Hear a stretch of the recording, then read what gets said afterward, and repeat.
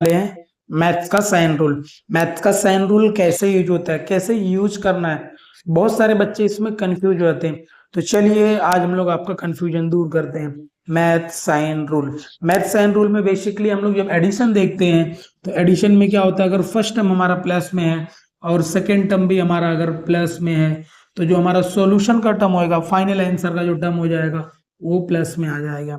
Second वाला क्या बोलते हैं कि अगर हमारा फर्स्ट टर्म माइनस में है और सेकेंड टर्म भी माइनस में है लेकिन वो ऐड हो रहा है, ऐड हो रहा है मतलब दोनों साथ में है, तो हमारा ये क्या हो जाएगा, आंसर का क्या हो जाएगा, हमारा माइनस में आ जाएगा। कहने का मतलब ये है कि अगर दो साइन सेम है और दोनों टर्म ऐड हो रहे तो हमारा आंसर प्लस में ही आने वाला है। अगर दो साइन सेम है तो आंसर क्या होना, हमारा प्लस में आने वाला है। अगर दोनों टर्म अलग अलग है तो हमारा साइन अलग अलग आ जाएगा। एग्जाम्पल में जैसे क्या हो जाएगा, हमारा फर्स्ट टर्म प्लस में है, सेकेंड टर्म क्या हो जाएगा, माइनस में। तो इधर हमारा आंसर में क्या आ सकता है, प्लस भी आ सकता है और माइनस भी आ सकता है। ये इस कंडीशन में क्या हो जाएगा, फर्स्ट माइनस है और सेकेंड वाला प्लस है, तो ये कंडीशन में भी क्या हो जाएगा, हमारा प्लस आ सकता है और माइनस भी आ सकता है। ये तो हमारा हो गया साइन रूल। एग्जाम्पल के लिए हम लोग देखेंगे, जैसे कितना हो गया 3 + 4। अब देखने जाएंगे हमारा जो 3 हमारा एक नंबर है, नंबर के सामने कोई साइन दिख नहीं रहा है। दिख नहीं रहा मतलब उसका कहने का क्या मतलब है कि वहां पर साइन है लेकिन वो दिख नहीं रहा। सेकेंड वाला इसका +4 हमको दिख रहा है, तो दोनों भी देखने जाएंगे तो हमारा दोनों भी प्लस है। तो जब 3 और 4 ऐड करेंगे तो यहाँ पर क्या हो जाएगा, आपका +7 आ जाएगा। लेकिन +7 हम लोग लिखेंगे नहीं, हम लोग खाली 7 ही लिखेंगे। 7 है मतलब कहने का मतलब वो +7 है। सेकेंड वाला हम लोग देखते हैं, ये कितना हो गया, -3 ये हो गया आपका माइनस। ये दोनों को ऐड करेंगे, देखो ये भी माइनस में है और ये भी माइनस में। तो हमारा कहने का मतलब क्या है कि यहाँ पर एक स्टोरी है कि जैसे कि अगर मैंने किसी से 3 रुपीज बोरो किया और दूसरे पर्सन से भी मैंने 3 रुपीज बोरो किया, तो हमारे पास टोटल कितना हो जाएगा, 6 रुपीज। लेकिन मेरा पैसा है क्या खुद का, वो नहीं। मैंने क्या किया, बोरो किया, सामने वाले से उधार लिया। तो मैंने 3 रुपये एक जन से कर्जा लिया, 3 रुपये एक जन से कर्जा लिया, तो टोटल कर्जा कितने मेरे पास हो गया, 6 रुपया हो गया। तो यहाँ पर कर्जा बोलेगा तो क्या हो जाएगा, माइनस का साइन आ जाएगा। तो यहाँ पर मैंने वो माइनस का साइन लिख दिया।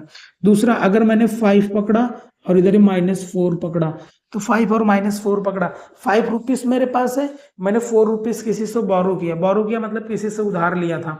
उधार लिया था, जब 5 रुपीज मेरे पास आ गया तो मैंने क्या किया, उसको सामने वाले को 4 रुपीज रिटर्न कर दिया, मतलब उसको वापस दे दिया, पेड कर दिया, लोन दे दिया हमने। जब उसको दे दिया तो कितना हो जाएगा आपका, 1 बचेगा।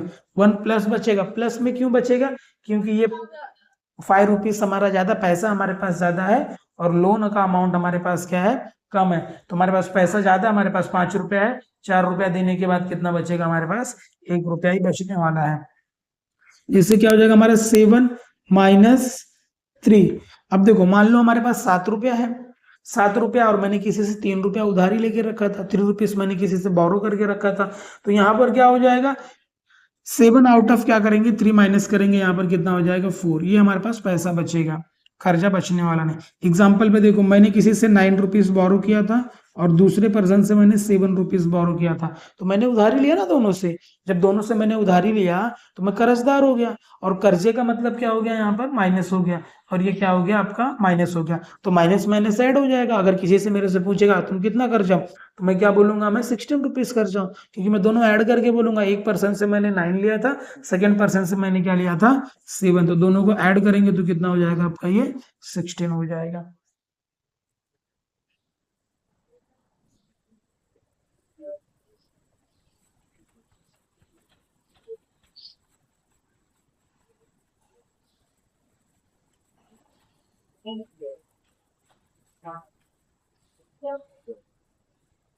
अगला देखते हैं, जैसे कि क्या हो जाएगा हमारा 9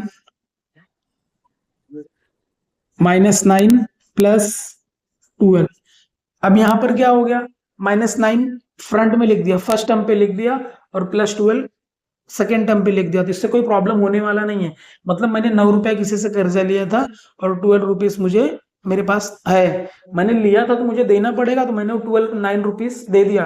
12 आउट ऑफ, जब 12 आउट ऑफ 9 दे दिया तो मेरे पास कितना बचेगा 3 यहाँ पर प्लस में बचेगा। प्लस में क्यों बचेगा, क्योंकि हमारे पास पैसा कितना है 12 रुपीज है और हमने कर्जा कितना लिया था, बोरो कितना किया था 9 रुपीज।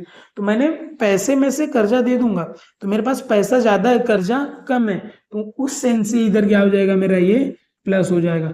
अब मान लो मैंने किसी से 2 रुपीज लिया था, सेकेंड इससे कितना लिया था 12 और इधर कितना हो जाएगा मेरा -3।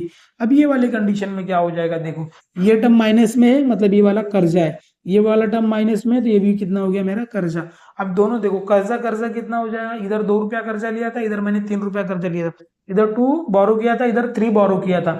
जब ये बोरो किया था उधार लिया था मैंने किसी से, तो कितना हो जाएगा 2 और 3 कितना हो जाएगा 5। मैंने टोटल कर्जा कितना किया था, मैंने टोटल लोन कितना लिया था 5 रुपीज का, और मेरे पास पैसे कितने हैं अभी करंट में, जब पैसे मेरे पास करंट में 12 है तो मैं उसमें से 12 आउट ऑफ मैं क्या किया 5 किसी को दे दिया, जिसका लिया था मैंने उसको दे दिया। तो यहाँ पर क्या बचेगा मेरे पास 7 मेरा प्लस में बचेगा कि माइनस में बचेगा, मेरा प्लस में बचेगा क्योंकि मेरे पास पैसा ज्यादा है और कर्जा क्या है मेरा कम। अभी इस कंडीशन में देखो 13 यहाँ पर इसका मीनिंग क्या है, ये नंबर मेरा प्लस में है। प्लस में कहने का मतलब क्या है, ये पैसा ऑलरेडी मेरे पास है और मैंने इतना ही किसी से कर्जा लेके रखा था, मतलब 13 रुपीज मेरे पास है, मैंने 13 किसी से बोरो किया था। ये बोरो का जो पैसा था मेरे पास वो तो मेरे पास था ही, मतलब मैंने लिया था तो देना पड़ेगा, तो मैंने क्या किया 13 मेरे पास आया तो मैंने उसको 13 दे दिया, तो ये कितना हो जाएगा आपका 0।